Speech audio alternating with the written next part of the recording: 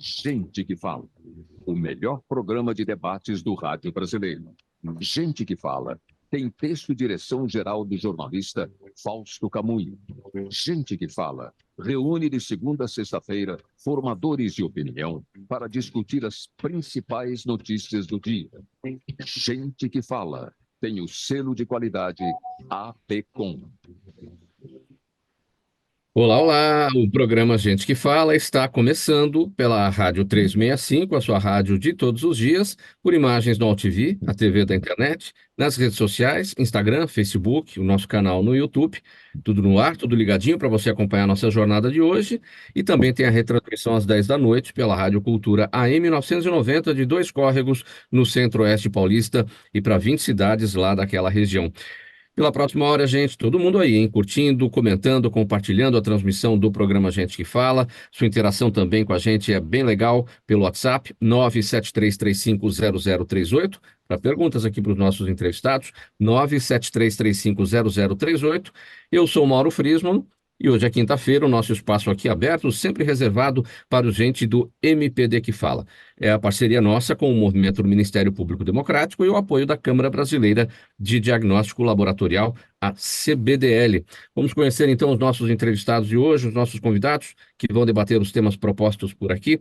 Eu apresento primeiramente o Dr. Mário Papaterra Limonge, procurador de justiça aposentado, advogado criminalista, associado do MPD, o Movimento do Ministério Público Democrático. Tudo bem, procurador? Bem-vindo. Muito obrigado, Mauro. Obrigado mais uma vez pelo convite. Saúdo os companheiros de bancada, Rodrigo, Jandaraci e Jocely. É um prazer trabalhar e debater com um público tão seleto. Aí faço também minha saudação especial a Dois Córregos, porque afinal eu sou da região, né? Eu sou de Jaú, e já até comentei aqui da primeira vez, Sim. um tio meu, irmão de minha mãe, foi promotor de justiça na década de 60, em Dois Córregos. Então, tenho muito apreço por Dois Córregos.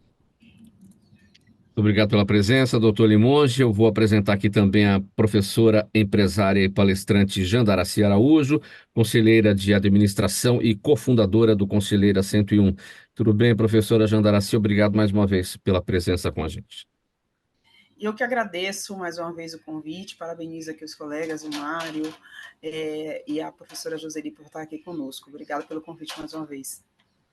Na sequência aqui, na bancada também com a gente, Joseli Chiarella, ela é farmacêutica bioquímica, mestre em imunogenética, diretora da CBDL, a nossa apoiadora aqui do Gente do MPD que Fala às quintas-feiras. Tudo bem, Joseli?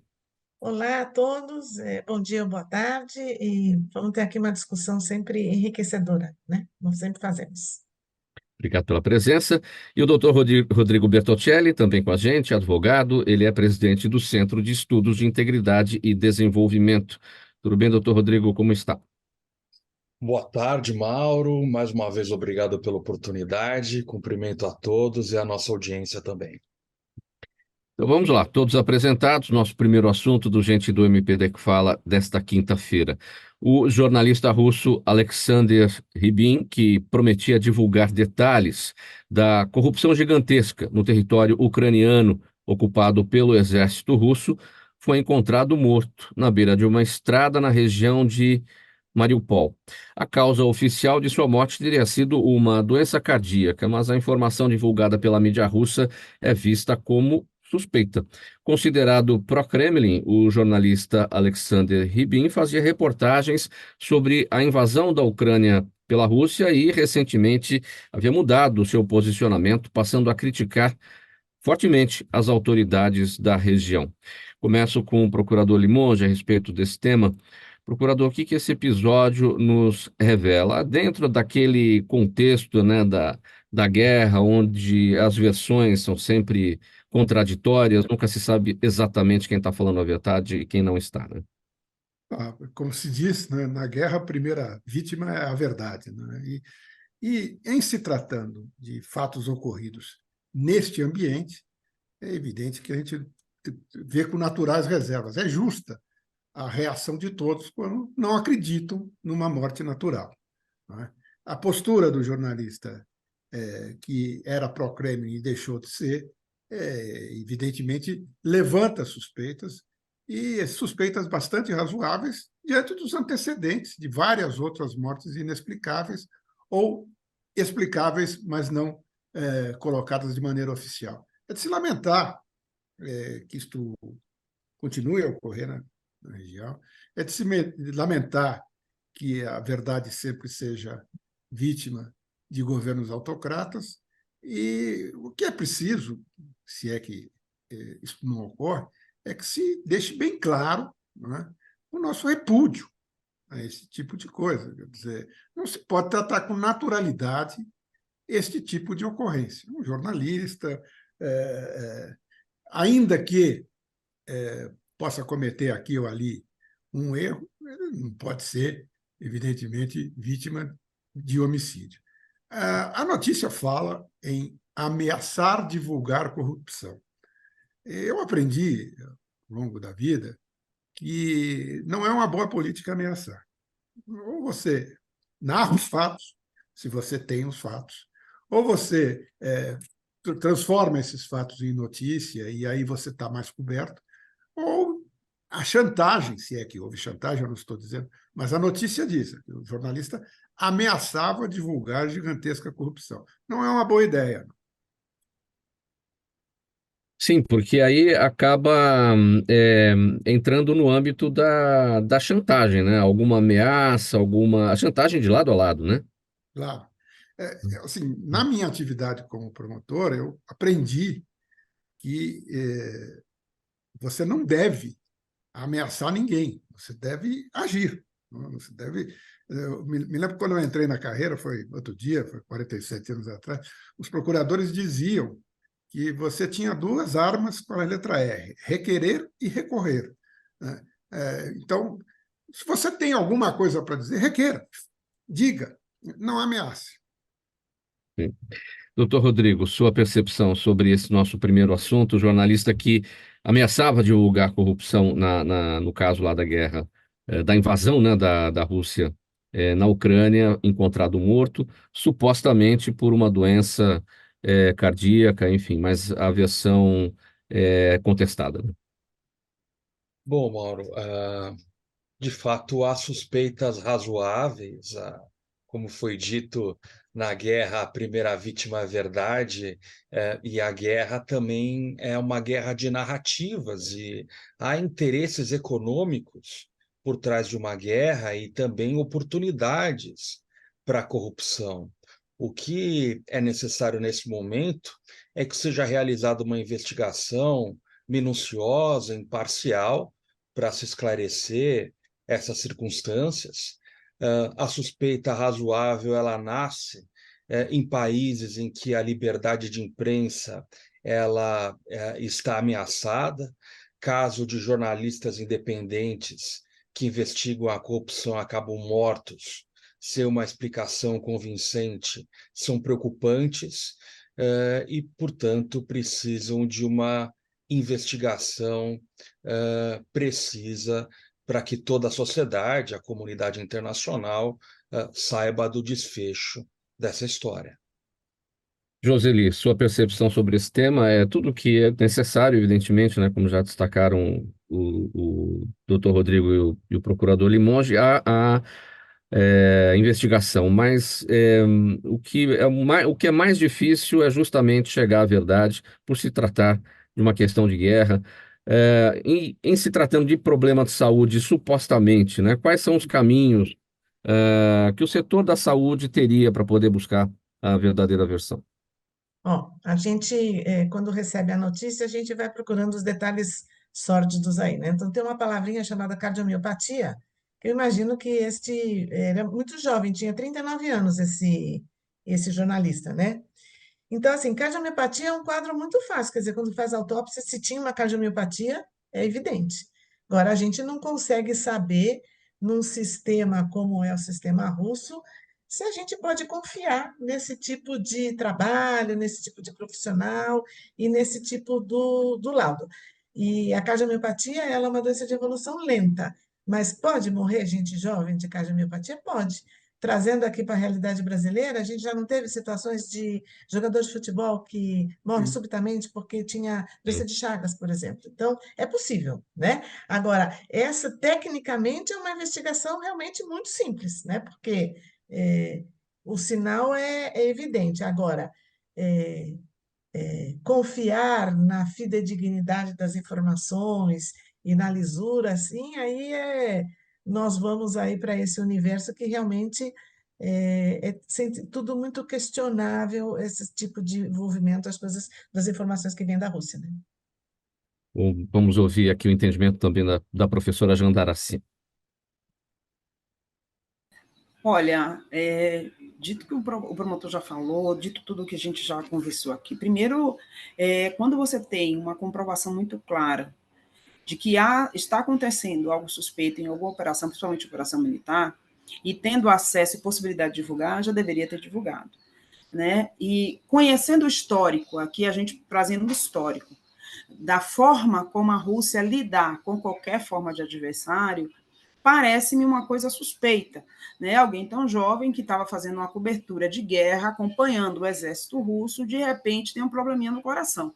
Uma guerra que já dura 2 anos. Então, óbvio, a gente conhecendo, e aqui trazendo os fatos anteriores que deturpam isso. Mas, de qualquer forma, a história fala que toda guerra sempre há, todas as guerras, sempre há algum ponto onde está passível de haver corrupção, tanto que a gente tem os, né, de sair da linha, por isso que a gente tem uma legislação, né, existe o direito, né, de guerra, direito de raia, tem os julgamentos, tem todo esse aparato. Então, efetivamente, a gente sabe que a Rússia é um país que tem zero transparência, né, vive... Eu não costumaria dizer um sistema obscuro, não dá para dizer que é uma ditadura, porque eles falam que tem eleição, né? A gente não é cidadão, eu não sou uma cidadã russa, mas o que a gente apreende, e eu estava agora assistindo no World Economic Forum, a palestra do secretário russo, falando exatamente, né, o que é que a Rússia quer com essa guerra, incentivando outras nações a se posicionarem, né? A questão de China com Taiwan, qual é o objetivo? Então, acho que aqui tem a morte de jornalista é mais um adversário, quando a gente olha todo o histórico da gestão do Putin, né? É apenas mais um. Infelizmente, falar isso é duro, né? Porque é uma vida, mas a gente tem um histórico muito claro dentro da nação russa de como as coisas funcionam para quem se opõe ao governo atual.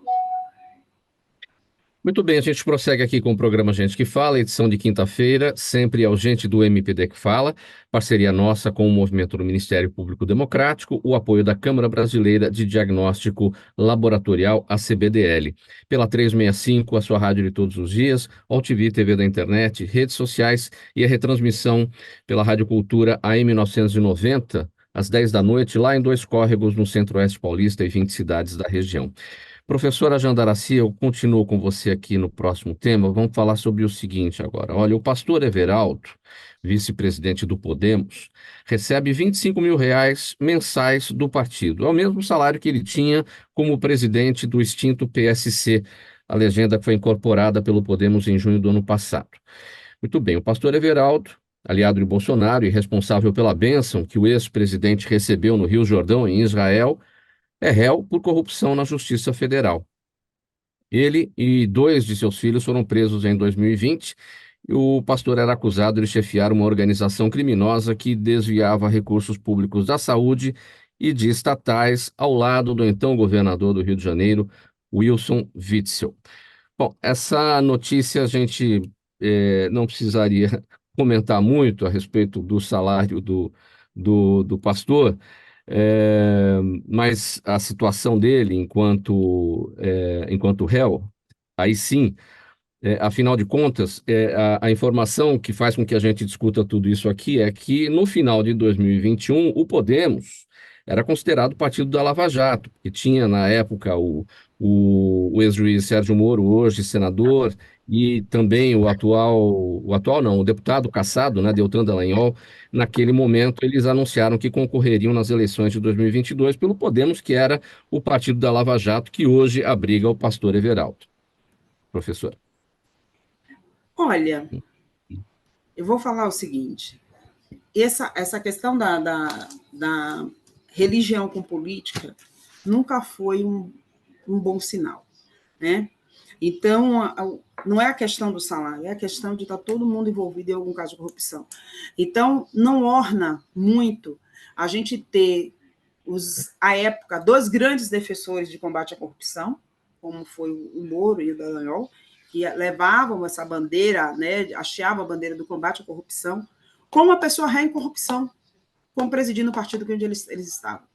Não faz sentido. Outro ponto, e pegando esse gancho do pastor, vale lembrar, né, que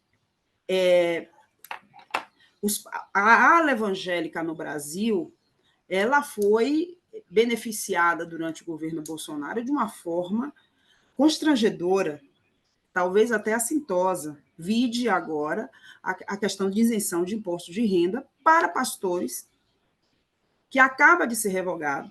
E não tem nada de político, porque eu entendo que, como recebedor de salário, eles devem pagar impostos como qualquer cidadão, né? Como disse Jesus Cristo, a César o que é de César, né? A César o que é de César, porque era isso que ele se referia na Bíblia, aos impostos, porque quando questionaram ele se deveriam pagar impostos ou não, ele usou essa frase. Então, é muito importante a gente trazer que, nesse contexto, tem aí um descompasso do que pregava o partido, das princípios e valores que o partido pregava, em ter um presidente réu, né? E aí eu não posso afirmar se ele é culpado ou não, porque se ele ainda não foi julgado e não foi condenado, ele é apenas um réu. Mas só a suspeição sobre o caso já deveria retirá-lo dessa posição dentro do partido, né? Quiçá ser presidente. Mas é muito importante que, independente do salário, e acho que é importante a gente trazer aqui, não estava na pauta, eu acho que a sociedade brasileira precisa ficar atento. A revolta que hoje esses pastores estão programando, dizendo que é uma perseguição política, o fato de ter revogado um direito que não cabe, que era a isenção de imposto de renda sobre os seus salários. Apenas uma classe. É correto isso? Se todos nós pagamos impostos? Né? Então, eu acho que, aproveitando esse gancho, a gente tem que entender o que significa a ala evangélica na Constituição e na elaboração de leis nesse país, qual é o sentido de poderio que a gente está falando num país democrático e que na Constituição é laico. Eu acho que também fica essa reflexão. Somos um país laico na Constituição e a gente precisa começar a levar isso à frente também no Congresso e nos municípios, principalmente agora que é um ano de eleição. É um ponto de atenção. Doutor Bertoncelli, sua análise. Bom, Mauro, havia expectativa de que, com a fusão, o Podemos incorporaria princípios éticos, aperfeiçoaria seu sistema de governança, e isso não ocorreu. Em complemento, que a Jandaracy muito bem colocou, é interessante trazer à tona a necessidade da sociedade de cobrar programas de integridade dos partidos políticos. Não parece ético alguém que é réu, portanto, há indícios de autoria e materialidade, receber um salário considerável, quando a parte desse salário é dinheiro público.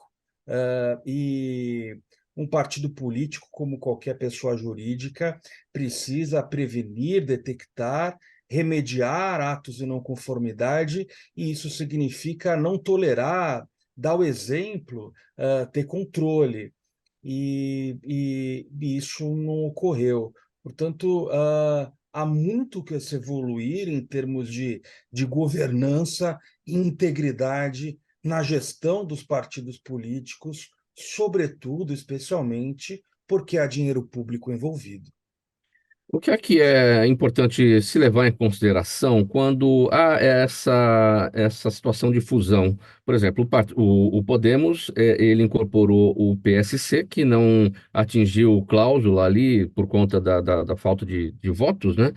Então o partido foi extinto, enfim. Se não temos o que falar de ideologia, né? Porque não é possível ter mais de 40 ideologias no país, o que é preciso levar em consideração nessas fusões? Que absorve, não vai absorver a ideologia, não há tanta pluralidade de ideologias como você pontuou, mas absorve esse passivo, absorve a gestão. O partido político incorporado, o PSC, é, antes de tudo, uma pessoa jurídica que tem o manejo, a gestão de recursos. E o novo partido que o incorporou, o Podemos, deveria aperfeiçoar esse sistema de controle, esse sistema de gestão.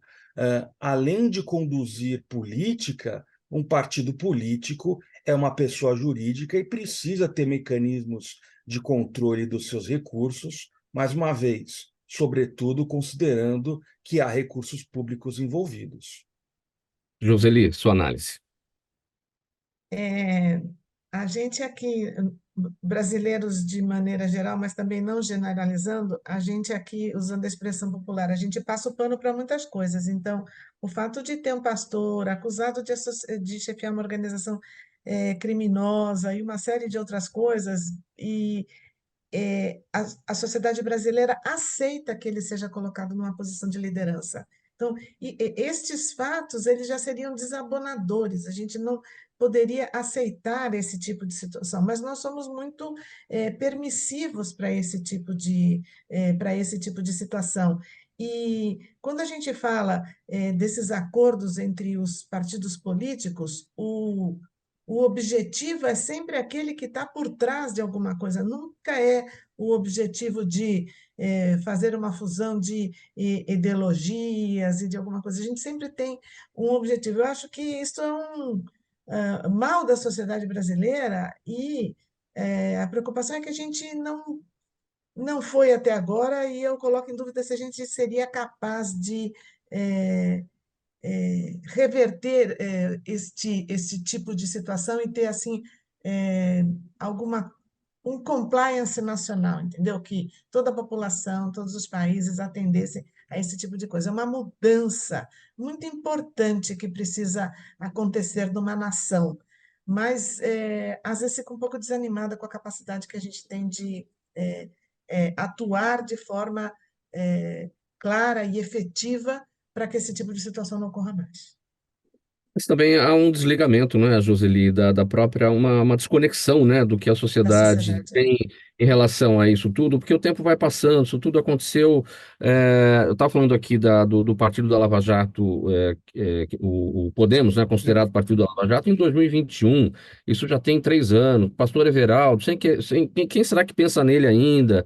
Quais são as acusações? Ele é réu, claro, ainda, né, precisa ser julgado, tudo, mas as pessoas vão perdendo a mão, né, e acabam não acompanhando mais, né? Nosso papel aqui é poder, né, levantar os assuntos e trazer de volta à tona para o debate, né? Não é Com isso? certeza, com certeza. E é aquele fato que quando a gente pergunta para as pessoas quem você votou na última eleição, nem sempre as pessoas lembram disso, né? Então tudo vai caindo no esquecimento, né? Sim. Procurador Limonge, seu entendimento. Olha, você disse no começo da sua fala que o partido Lava Jato acabou elegendo o Witzel e o pastor Everaldo. Em nome do combate à corrupção, foram eleitos tristes figuras, não é? Que até desmoralizaram essa ideia de combate à corrupção. E é importante que a gente faça aqui uma análise não preconceituosa, quer dizer, pastor Everaldo, tudo indica que ele se usa da religião para tomar benefício, mas também o Witzel se apresentou como juiz de direito, como homem sério, como homem de ilibada reputação. Ninguém foi atrás, ele tinha um passado triste no judiciário. Quem o conhecia não se surpreendeu com o que ocorreu, mas, em nome do combate à corrupção, eu repito, naquele momento da Lava Jato, naquele momento todo, foram eleitas pessoas que, em circunstâncias normais, não tinham nenhum amparo político, não tinham nenhuma chance política. Já se disse que a Lava Jato criminalizou a política. Eu não concordo muito com isto, porque, de alguma forma, a Lava Jato apurou fatos concretos. O método foi inadequado, mas os fatos ocorreram. O próprio presidente Lula, numa entrevista, disse: se o pessoal confessou que recebeu dinheiro, eu não vou discutir se houve ou não corrupção. Depois, claro, há outros acertos, há outras composições, mas o fato é que não se trata de criminalizar a política, mas se trata também de achar que aquelas pessoas que levantam o dedo de maneira bastante assintosa não sejam necessárias uma maior diligência para ver quem são essas pessoas, não é? E é o que ocorreu. Agora, fica muito estranho, quer dizer, no partido do Sérgio Moro e do Deltan Dallagnol estão Pastor Everaldo e Witzel. O Brasil definitivamente não é para amadores. Nos últimos anos, procurador Limonge, duas coisas aconteceram, né? A negação da política Sim. e, em cima da negação da política, a questão de os postulantes aí aparecerem como pessoas acima de quaisquer suspeitas. Então, o juiz, acima de tudo. O pastor também. Basta ver o número de candidatos que se apresentam como delegado fulano, promotor ciclano, pastor não sei o quê. Quer dizer, são pessoas que agregam ao seu nome uma postura de combate à corrupção.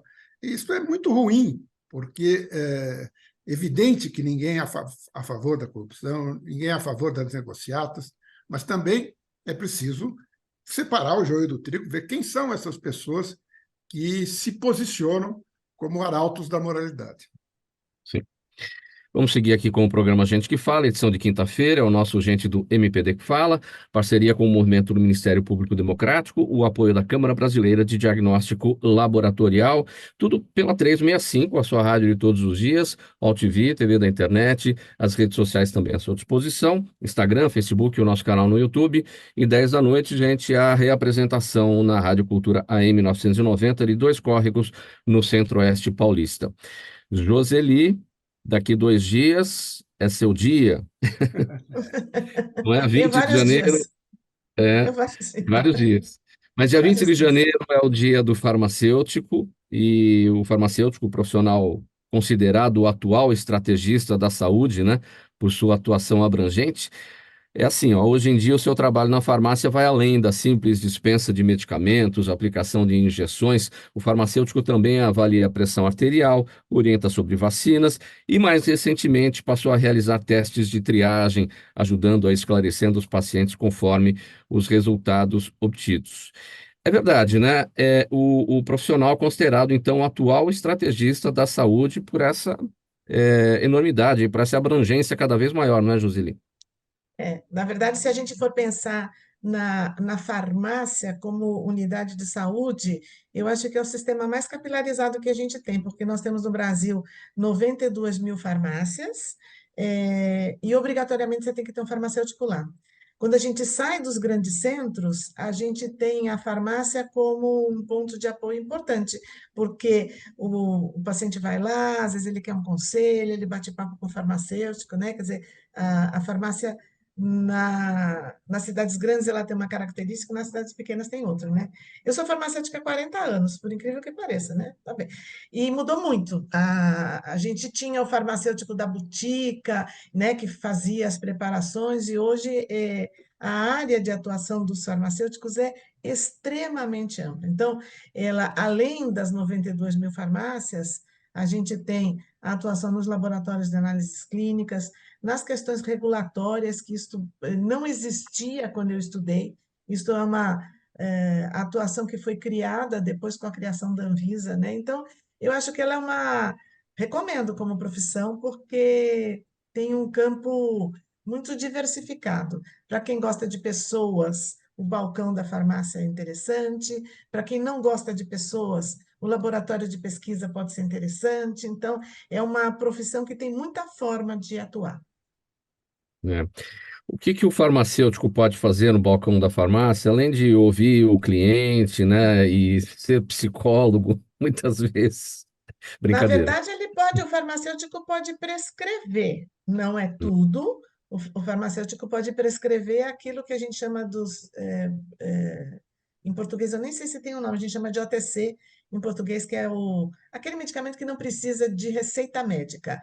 Então, aquele cuidado da atenção farmacêutica a antibióticos, tal, não pode, mas a recomendação correta. Vou dar um exemplo, bem do dia a dia de hoje.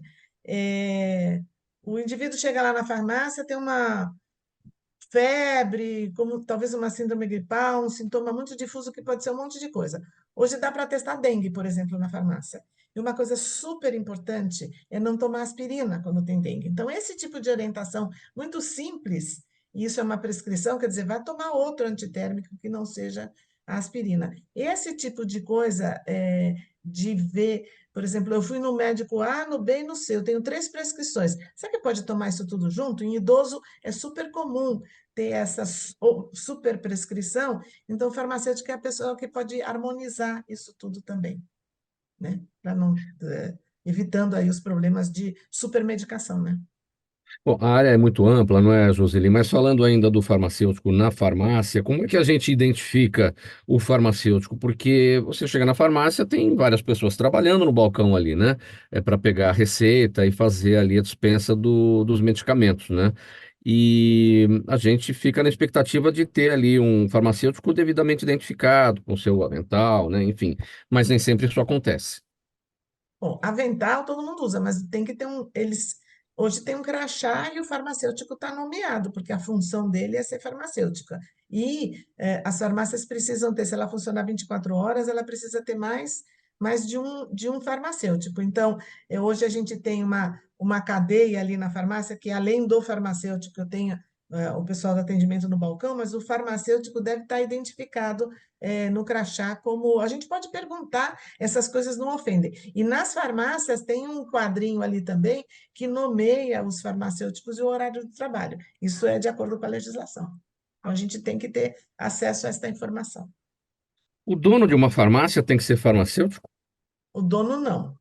Se ele pode ser, mas não obrigatoriamente. Então, a gente precisa ter o responsável legal pela farmácia, o administrador legal, que pode ser qualquer pessoa, e precisa ter o farmacêutico. Antigamente, era muito comum a farmácia ser um negócio de família, então o proprietário da farmácia era também o farmacêutico responsável, mas não existe essa obrigatoriedade. Eu preciso ter um profissional farmacêutico responsável. As grandes redes têm profissionais, mas não tem. O dono pode ou não ser. Isso aí depende do arranjo comercial. Mas quando o dono não é farmacêutico, alguma Ele formação precisa ter ele próxima? precisa ter um farmacêutico. Se o dono não for farmacêutico, então, quando qualquer estabelecimento comercial precisa ser registrado no Conselho Regional do seu estado, de São Paulo ou do Rio de Janeiro, a empresa, com a razão social dela, e o farmacêutico. Se o administrador for farmacêutico, ele pode acumular as duas funções. Se ele não for habilitado com o número de CRF da sua unidade federativa, ele precisa contratar um farmacêutico disponível no período que o estabelecimento estiver aberto. E na indústria, Joseli, quais são as atribuições que os farmacêuticos passaram a ter aí com o passar do tempo, ao Bom, longo do na tempo? indústria, toda a indústria tem que ter um farmacêutico responsável também pela indústria como um todo, mas dentro da indústria, então a gente tem áreas de controle de qualidade, desenvolvimento de novas drogas, planejamento de produção, aí são especializações dentro da indústria que o farmacêutico pode se dedicar também, mas toda a indústria, na caixinha de remédio, está escrito lá o nome do farmacêutico responsável. Então, qualquer problema com o uso, quem responde legalmente é a empresa e o farmacêutico responsável, que responde legalmente por qualquer. A legislação no Brasil está bem elaborada para absorver todas essas mudanças, isso tudo que aconteceu nos últimos anos em relação à saúde e que foram responsáveis por esse aumento, por essa abrangência cada vez maior para o farmacêutico nas suas atividades. Eu acho que minimamente bem elaborada está. Para a questão de medicamentos está, quando a gente vai para outras áreas que o farmacêutico pode atuar também, que é diagnóstico e dispositivo médico, precisa ir um pouquinho atrás da inovação. O que tem uma discussão bastante importante agora e presente é uma remodelação do currículo de formação do próprio farmacêutico, porque imagina que um currículo definido, a primeira faculdade de farmácia é centenária aqui, né? Aquele currículo básico, para eu ter hoje capacidade de formar os novos profissionais com toda essa inovação, então tem uma discussão muito presente que é uma adequação curricular das faculdades de farmácia. Como colocar a farmácia, Joseli, no foco da saúde e não da doença? Porque quando a gente vê um monte de farmácia, cada esquina com uma, grandes redes, a gente começa a imaginar que as pessoas estão doentes, né? E aí estão precisando cada vez mais desse tipo de serviço. A farmácia pode atuar muito na prevenção da doença, né? Com o tratamento correto e tal. Hoje, quando a gente olha essa questão da saúde, por exemplo, os planos de saúde que têm aumentado seus valores porque a sinistralidade é alta. Tratar o doente custa muito mais caro do que prevenir, mas hoje, em termos de saúde pública, a gente tem pecado um pouco na prevenção. Então, eu acho que o farmacêutico pode se inserir também neste aspecto de atuar na prevenção. Coisas muito simples. Vamos monitorar a pressão arterial? Sim, porque se for um hipertenso, começa a tomar a medicação antes de ter um agravamento da sua condição cardíaca. A mesma coisa vale para o diabético. Vamos fazer um controle da glicemia, porque a diabetes é uma doença que, depois de 10, 15, 20 anos, se o paciente não cuidou bem, ela tem consequências que podem levar a um transplante. Então, o não prevenir leva a um custo elevado para o SUS, né, que é o nosso grande agente aí da saúde. Então, eu acho que definir políticas públicas onde o farmacêutico, nesta rede extremamente capilarizada, pode funcionar, pode melhorar muito a nossa condição de saúde a médio e longo prazo. Para a gente finalizar esse tópico, Joseli, quanto tempo dura um curso de farmácia? 4 a 5 anos, dependendo da carga horária, dura 4 a 5 anos. E uma coisa que existia e que hoje não existe mais, e que eu achava super importante, na época que eu estudei, a gente tinha que fazer estágios na farmácia, no laboratório. E hoje, porque tem tanta gente se formando, hoje tem mais de 30 faculdades de farmácia só no estado de São Paulo, isso se dá por um TCC, né? Então, essa experiência prática, eu acho que ela continua sendo importante, mas a gente não tem como absorver tantos profissionais também, né? É isso. Parabéns, Joseli, pelo seu dia, Obrigada. 20 de janeiro, dia do farmacêutico, e parabéns pela profissão escolhida. O que você quer de presente? Não quero um remedinho, um complexo vitamínico, talvez, uma coisa assim. Saúde, gente, saúde é importante para a gente continuar trabalhando. Exatamente, eu tinha certeza que você ia dar essa resposta. Saúde é o mais importante. Pessoal, vamos dar uma paradinha agora. Vamos aqui para o nosso intervalo, tomar um golinho de água, porque é importante para a saúde. A gente já volta com mais informações do programa Gente que Fala. Até já. Os melhores trabalhos de comunicação nunca abrem mão de um excelente instituto de pesquisas. A Orbis é um instituto de pesquisas que une precisão e confiabilidade estatística com a mais alta tecnologia em pesquisas do mercado. Na sua próxima pesquisa, se eu fosse você, chamava Orbis. Até porque o sucesso é consequência direta da informação que você tem e o que você faz com ela. De volta, programa Gente que Fala no ar, edição de quinta-feira, o Gente do MPD que Fala, parceria nossa com o movimento do Ministério Público Democrático e o apoio da Câmara Brasileira de Diagnóstico Laboratorial. Pela 365, a sua rádio de todos os dias, AltV TV da internet, redes sociais e retransmissão pela Rádio Cultura AM 990 de Dois Córregos, no Centro-Oeste Paulista. Próximo assunto por aqui. Um relatório da ONG internacional Human Rights Watch criticou o governo Lula pela ineficiência no combate à violência policial em 2023, apesar de que no Brasil as polícias militar e civil são subordinadas aos estados e não ao governo federal. A organização alertou que as forças de segurança brasileiras matam desproporcionalmente pessoas negras e destacou o aumento da letalidade policial em 16 estados nesse período. exemplos concretos, como falhas em investigações conduzidas pelas polícias na operação que deixou 28 mortos no Guarujá, em São Paulo, também foram citadas. Procurador Limonge, eu começo com o senhor a respeito desse tema. A segurança pública passou a ser considerada nos últimos tempos a principal preocupação da população, à frente até da saúde, né? Então, há muita expectativa em relação ao que se possa fazer a respeito disso. A gente está tocando aqui na questão do relatório que acusa o governo federal, embora essas atribuições sejam dos estados, mas o fato é que a segurança pública é fragilidade nas gestões petistas, a sociedade cobra soluções aí para a criminalidade, independentemente da esfera, se for do município, se for do estado ou se for da União. Para onde temos que correr nessa junção de forças, nessa força-tarefa que é mais do que urgente? Olha, Mauro, eu tenho lido, e, inclusive recentemente escrevi um artigo para o Congresso em Foco, dizendo que as esquerdas do Brasil, de maneira geral, não têm nenhuma proposta para a segurança pública. E isto tem uma explicação, no meu modo de ver. Eu fiz faculdade no tempo da repressão, e vários políticos associam a repressão à arbitrariedade. Quer dizer, a esquerda não consegue dialogar com as forças policiais. Não por acaso, todas as forças policiais são bolsonaristas. Não é? Ele, ao longo dos 4 anos, ele foi a todas as formaturas, a todos os eventos patrocinados pelas forças públicas, pelas polícias militares, etc. E a direita apresenta como proposta bala, porrada e só.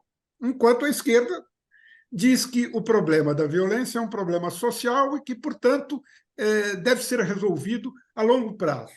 Nós estamos no pior dos mundos, porque ninguém tem proposta concreta, a não ser... O episódio do Guarujá mostra bem isso. Quer dizer, supostamente um policial militar foi morto por um marginal.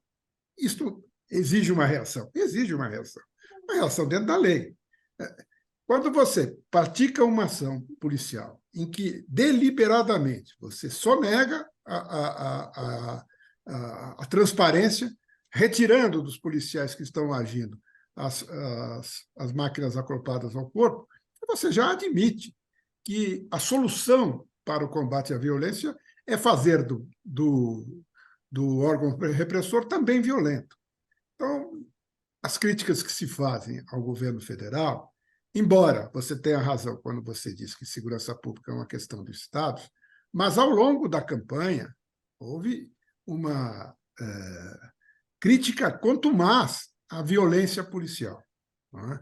E eu não imagino que, nesse primeiro ano de governo petista, esta questão tenha sido minimamente diminuída, a não ser na retórica. Nós vamos combater, vamos ver, mas os fatos continuam ocorrendo. E não há uma política deliberada para diminuir isso. Eu tenho para mim que as instituições devem colocar nos seus currículos, e São Paulo já foi precursora nisto. A Polícia Militar de São Paulo colocou no currículo do Barro Branco direitos humanos, colocou houve movimentos, havia no tempo do governo Covas, o policial que se envolvia em violência era retirado, tinha um tratamento psicológico, isso foi visto como um castigo ao policial. Então, é complicado, porque as polícias é que têm que estabelecer as suas políticas. A questão da Câmara, na farda, não é, embora tenha sido introduzida pelo governo Dória, na verdade, era uma política da Polícia Militar, do comando da Polícia Militar. Como também esse sistema de tratamento que era feito durante o governo Collor, também era uma política da Polícia Militar. O policiamento comunitário que foi abandonado, o discurso fácil da repressão. Agora mesmo nós estamos discutindo uma bobagem, que é o fim das saidinhas, né? Como se o preso que faz saidinha não estivesse na rua. Todos os presos que têm a saidinha estão em semiaberto, portanto, eles estão na rua todo dia. Não é aquele fim de semana que ele tem a saída. Naquele final de semana, ele não precisa voltar para a cadeia, mas ele fica fora da cadeia o dia todo e isso simplesmente é omitido. Simplesmente não se fala nisso. Não há nenhum preso do sistema fechado que tenha direito à saída. Se eventualmente um ou outro que teve a saída temporária era perigoso, então é uma falha do sistema, mas não do programa, né? Olha, Mauro, eu confesso que a Jocely disse que de vez em quando ela fica desanimada. Eu também, né? Tem determinadas questões, como esta da segurança pública, em que nós estamos realmente a pé. Nós não temos sequer uma proposta, né? Seja da esquerda, seja do governo federal, seja dos governos estaduais. E mais que isso, os governos estaduais dão trombada um no outro, porque cada um tem um tipo de política, né? Professora Jandaracy, está de acordo com o entendimento do procurador Limonge? E vamos colocar aqui também as novidades aí dos últimos momentos. A gente tem o novo ministro da Justiça, Sim. que é o Lewandowski. A gente vai ter aí, né, por escolha dele, o ex-PGJ aqui de São Paulo, Mário Sarrupo, na Secretaria Nacional de Segurança Pública. E não teremos a divisão do Ministério da Justiça em Justiça e Segurança Pública, porque claramente a gente entende, a gente vê que o governo federal não quer trazer para o seu colo, né, as questões da segurança pública e, portanto, não vai fazer essa separação, né, uma vez que essas são atribuições dos estados e até dos municípios aí com as suas guardas, né, seu entendimento, professor. Bom, primeira coisa que a gente precisa ser ponto pacífico é que a morte preponderante de pessoas negras por violência militar não é uma novidade do governo Lula. Então, quando a gente olha todo o relatório, o que se destaca é isso. Olha, o 33%, isso não é uma novidade do governo Lula. Ou de outros, isso é um caso histórico no Brasil. Isso é um ponto. As pessoas que mais sofrem assassinato no Brasil, seja por violência policial ou não, são pessoas negras. Então, a abordagem policial é outra, é totalmente diferente. Isso faz parte de um processo de racismo estrutural que acontece nesse país. Ponto. Agora, no primeiro ano de governo, eu entendo que o ex-ministro ele teve uma oportunidade muito interessante nas grandes crises, porque a gente tem que lembrar também que a gente tem um crime organizado dentro da polícia, né, a milícia, o processo da milícia é o crime organizado dentro da polícia militar. São casos absurdos que a gente lê todos os dias, de um miliciano que sai pela porta da frente de um presídio com a ordem judicial expedida. Então, a gente tem um sistema que não está funcionando. E todo mundo precisa debruçar. Sim, a gente tem uma questão econômica e social que faz com que os jovens sejam cooptados pelo crime. A gente tem, efetivamente, esse descontrole do crime organizado, e agora, muito forte, no Norte e Nordeste, que precisa de uma ação coordenada.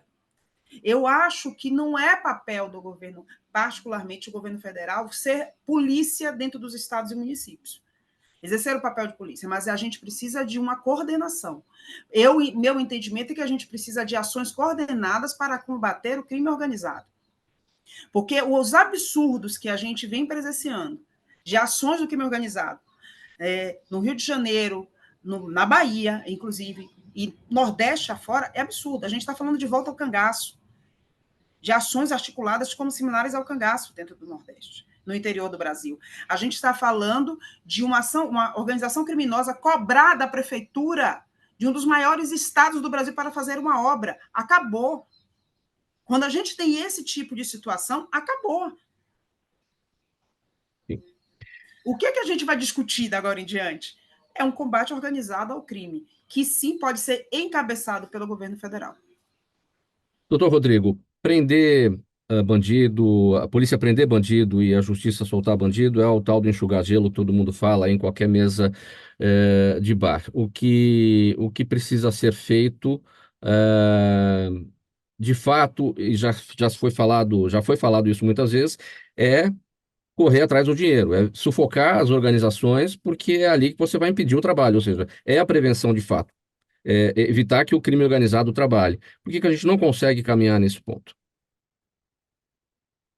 Bom ponto, seguir o dinheiro, é assim que nós enforcaremos o crime organizado especialmente, e não nos transformaremos no Equador com episódios recentes lamentáveis. Nesse sentido, observadas e ressalvadas as competências constitucionais dos estados, eles que têm a polícia, competência da polícia ostensiva, judiciária, que estão ali na rua, mas o governo federal tem como contribuir nessa inteligência, o que a Jandaracy compartilhou conosco na formação de políticas públicas, de coordenação e, sobretudo, de fiscalização e investimento para que nós consigamos rastrear essa racionalidade, esse fluxo que sustenta o crime organizado. Esse é o desafio do novo ministro, do ministro Lewandowski, esse é o desafio do doutor Sarrubo, e se nós não atingirmos os cabeças, não cortarmos as cabeças, e tem muito dinheiro envolvido, nós continuaremos enxugando gelo. O próprio presidente Lula já disse isso. É necessário que nós separemos, e a polícia, com toda a formação humanística necessária, e aí os aspectos culturais, nós separemos e identifiquemos o que é bandido e o que é pobre, e não nos deixemos contaminar com o racismo estrutural e os problemas sociais nessa busca do combate ao crime organizado. Bom, eu vou passar rapidinho para o próximo tema aqui, porque o tempo está correndo e a gente tem as questões ainda da audiência.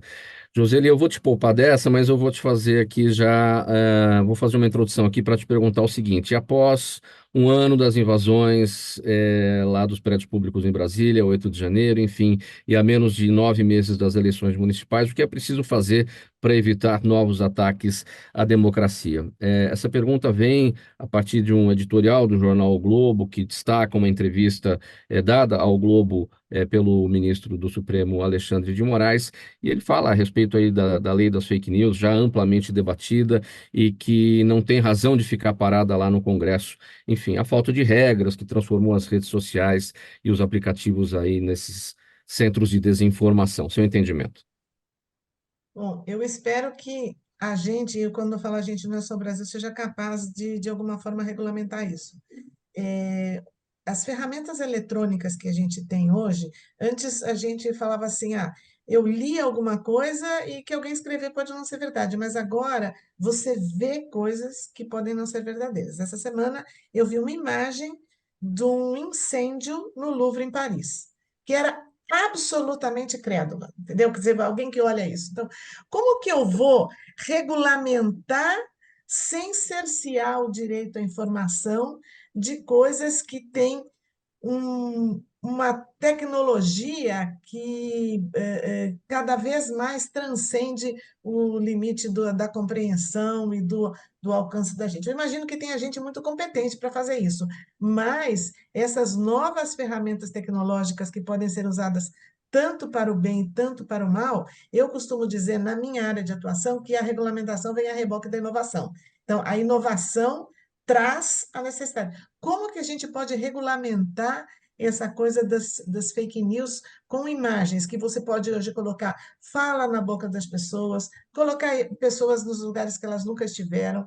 E eu do meu pequeno conhecimento, vejo um desafio tecnológico para essa regulamentação. Professor, procurador Limonge, a preocupação da Joseli, claramente, então, é o lado ruim da inteligência artificial, que é o ingrediente novo aí para essas eleições de 2024. Nós vamos correr atrás do prejuízo. Eu sou pessimista, mano, porque até agora não se conseguiu achar um meio termo razoável. Porque há sempre a ideia de que banir as informações importa em censura, é um discurso fácil de ser feito, né? E cabe ao judiciário, em cada caso concreto, se posicionar e, em geral, tarde, porque o mal já está feito. A capacidade humana para o mal ela é impressionante, e da tecnologia também. Eu sou pessimista mesmo, acho que nós vamos chegar tarde. Eu não consigo imaginar, confesso, não consigo imaginar um método efetivo para combater as fake news. Não consigo. Doutor Rodrigo. Bom, é um desafio global, né? Inteligência Pois é. artificial, de fato,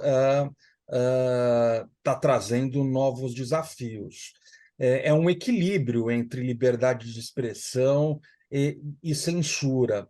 Talvez o caminho, e é um caminho complexo, além da regulamentação, é necessário que nós temos um ambiente cultural, é necessário o repertório da população, senso crítico, para que avalie as notícias. Isso parte de educação, de formação cultural. Ao mesmo tempo, quem criar uma fake news, ainda que ela seja tão verossímil quanto um incêndio no Louvre, quem o fez seja punido de maneira exemplar para que não volte a praticar a mesma conduta. Portanto, é uma abordagem multifacetada para enfrentar um desafio global do século XXI, especialmente aí com a inteligência artificial crescendo cada vez mais, e testemunharemos isso em breve nas eleições municipais. Professora Jandaracy, bem breve sua análise, a gente vai aqui para as perguntas da audiência. Bom, só para a gente ter, todo mundo a gente falou mais ou menos a mesma coisa, vai se repetir aqui. Só para vocês terem uma ideia, sai o relatório de riscos mundiais, que todas as empresas utilizam no início de ano para poder direcionar suas estratégias de gestão de risco. O maior risco, que está acima, inclusive, da mudança climática, porque hoje é considerado um risco para as organizações, é o uso da inteligência artificial. A informação e desinformação através da inteligência artificial. Hoje está no mapa de riscos das organizações. Qual o tamanho disso? Como legislar sobre algo que não conhece? Né? Aqui tem um esforço de aproximação que deve ser feito, né, dos legisladores, da área jurídica, para poder a gente discutir, toda a sociedade, para poder a gente discutir sobre ética no uso da inteligência artificial. É uma ferramenta maravilhosa, imprescindível, mas a gente precisa discutir muito sobre o uso dessa ferramenta. Além, obviamente, de todos os estudos que saíram recentemente, em torno de 85 milhões de postos de trabalho podem desaparecer com o uso da inteligência artificial. São números bem significativos e a gente precisa falar mais sobre esse assunto. Professora, pergunta aqui da audiência, Rodrigo Monteiro quer saber o seguinte, ele está no Facebook, sua opinião sobre o programa Pé de Meia, que cria uma poupança mensal para incentivar os alunos a concluírem o ensino médio, anunciado esses dias. Bom, vou contar uma novidade. Isso não é uma novidade. No último governo estadual, início do governo estadual, aqui no estado de São Paulo, se teve uma ação similar para os jovens de baixa renda, que era exatamente para incentivar que os jovens concluíssem o ensino médio ou fizessem algum curso técnico nas ETECs. Eu acho fundamental para os jovens de classe mais baixa que abandonam o estudo para trabalhar e sustentar a família. A gente viu isso muito claro, não só o ensino médio, mas também as universidades. A gente viveu aí, durante a pandemia, esse mesmo cenário, e isso é um fato hoje discutido muito na ONU também, né? A necessidade de manter os jovens nas escolas, que concluam o ensino, porque é muito difícil, né, trabalhar e estudar. Você já sai na largada com desvantagem, né? Quem leva 4, 5 horas para poder chegar na escola, e vai estudar à noite, tem que trabalhar, sustentar a família, abandona. Sim. Então, eu acho uma iniciativa super interessante, desde que a gente tenha monitoramento claro sobre como isso está sendo aplicado e se realmente está chegando nas pessoas que precisam. Joseli, bem rapidinho também, o tempo está apertado. Renata Oliveira no Instagram pergunta para você, qualquer farmácia pode vender os canabinoides? A farmácia pode vender, Canabinoides, né? Canabinoides. Ela precisa ter uma licença especial, mas é uma licença especial que pode vender os outros medicamentos. Quer dizer, existe uma categoria que chama uma licença especial, mas que a farmácia tem que ter isso. O que precisa é de prescrição, né? Então, isso a farmácia pode vender. Às vezes, a farmácia não tem o produto por uma razão comercial. Se eu tiver que vender um frasquinho só por mês, eu prefiro que ele vá buscar na outra farmácia. Mas poder, pode.